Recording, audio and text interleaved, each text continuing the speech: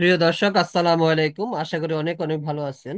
আজকের ভিডিওতে আমাদের পল্লী চিকিৎসক মেডিকেল সহায়িকা কমন রোগের কারণ, লক্ষণ ও চিকিৎসা বই থেকে খুবই গুরুত্বপূর্ণ রোগ টাইফয়েড জ্বর নিয়ে বিস্তারিত আলোচনা করব।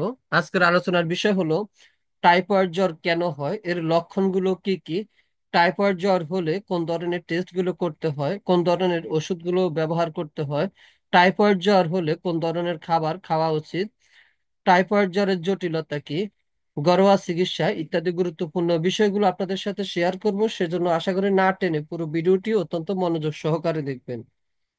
টাইফয়েড জ্বর হলো একটি ব্যাকটেরিয়াল সংক্রমণ যা সালমোনেলা টাইফি নামক ব্যাকটেরিয়ার কারণে হয়।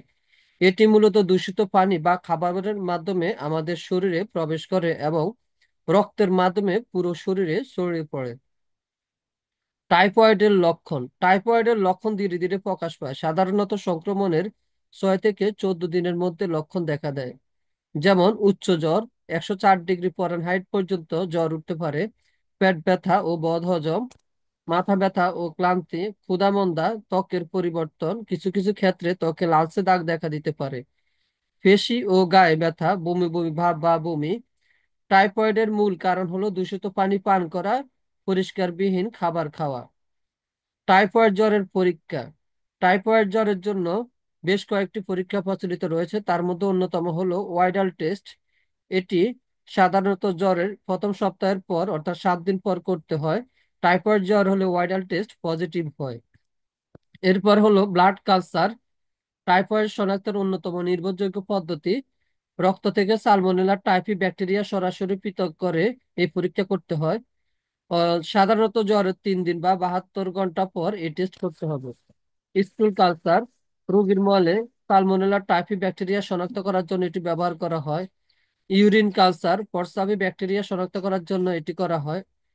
Typhi dot test, PCR, complete blood count বা সিবিসি, রক্তের বিভিন্ন উপাদান যেমন শ্বেত রক্তকণিকা বা হোয়াইট ব্লাড কর্পাসল ও প্লাটিলেট গণনা করা হয়। টাইফয়েড জ্বরে সাধারণত শ্বেত রক্তকণিকার সংখ্যা কমে যেতে পারে, এটি সাধারণত জ্বরের প্রথম সপ্তাহে করতে হয়। প্রতিটি পরীক্ষার ফলাফল রোগীর উপসর্গ এবং ক্লিনিক্যাল হিস্ট্রি বিবেচনা করে ব্যাখ্যা করতে হয়। তাই ডাক্তারের পরামর্শ নিয়ে এ সকল টেস্ট করে সেই অনুযায়ী ওষুধ সেবন করতে হবে। ডাক্তারগণ সাধারণত টাইফয়েড জ্বরের জন্য যে ওষুধগুলো ব্যবহার করে থাকেন তা হলো অ্যান্টিবায়োটিক, কারণ টাইফয়েড যেহেতু ব্যাকটেরিয়া গঠিত রোগ, সেজন্য টাইফয়েডের জন্য অবশ্যই অ্যান্টিবায়োটিক প্রয়োজন হবে। আর তা অবশ্যই একজন ডাক্তারের পরামর্শ নিয়ে সেবন করতে হবে। টাইফয়েডের অ্যান্টিবায়োটিকের ডোজ সাধারণত হলো 14 দিন। যে ধরনের অ্যান্টিবায়োটিক গুলো ব্যবহার করা হয়ে থাকে যেমন সেফিকজিম, বাজারে সেফিন থ্রি, সাফিকজিম, স্যাফিটিট, এমিকজেফ ইত্যাদি নামে পাওয়া যায়, এগুলো সাধারণত দিনে 2টি করে অর্থাৎ 12 ঘন্টা পর পর 14 দিন খেতে হয়। অথবা সিপ্রোফ্লক্সাসিন জাতীয় অ্যান্টিবায়োটিক যেমন সিপ্রোসিন, সিপ্রো এ, ব্যাকটিন, বিউপ্লক্স, সিপ্রক্স ইত্যাদি, এগুলো দিনে 2টি করে 12 ঘন্টা পর পর 14 দিন চিকিৎসকের পরামর্শ অনুযায়ী খেতে হবে। আর গুরুতর ক্ষেত্রে প্রথম 7 দিন সেফট্রিয়াজন ইনজেকশন দিনে একবার করে, পরবর্তী 7 দিন সেফিকজিন 200 মিলিগ্রাম দিনে 2টি করে অর্থাৎ 12 ঘন্টা পর পর ব্যবহার করতে হবে। এভাবে মোট 14 দিন। টাইফয়েড জ্বরের অ্যান্টিবায়োটিকের সাধারণ ডোজ হলো 2 সপ্তাহ বা 14 দিন।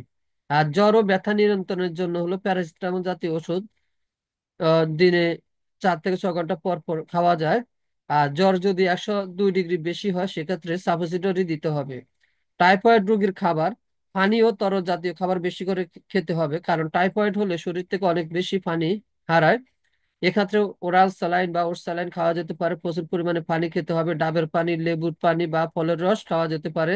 পুষ্টিকর খাবার, হালকা ও সহজপাচ্য খাবারগুলো যেমন খিচুড়ি, স্যুপ, পাকা কলা, পর্যাপ্ত প্রোটিন সমৃদ্ধ খাবার যেমন ডিম, মাছ, ভিটামিন সি সমৃদ্ধ খাবার বেশি খেতে হবে।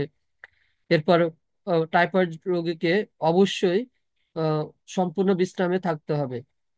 কখন হসপিটালে যেতে হবে? জ্বর 7 দিনের বেশি স্থায়ী হলে, পেটে তীব্র ব্যথা বা রক্তক্ষরণের লক্ষণ দেখা দিলে, মাথা ঘোরা, শ্বাসকষ্ট বা চরম দুর্বলতা অনুভব করলে। টাইফয়েড জ্বরের জটিলতা, যদি সঠিক সময়ে চিকিৎসা না করা হয় তাহলে টাইফয়েড মারাত্মক রূপ নিতে পারে, যেমন আন্ত্রিক আলসার অর্থাৎ অন্ত্রপেটে রক্তক্ষরণ, প্যারিটোনাইটিস অর্থাৎ অন্ত্রের সংক্রমণ, লিভার ও কিডনি ক্ষতিগ্রস্ত হওয়া, নিউমোনিয়া বা হার্টের সমস্যা। আর গুরুত্বপূর্ণ সতর্কতা হলো কখনো নিজ থেকে ওষুধ সেবন করা উচিত নয়।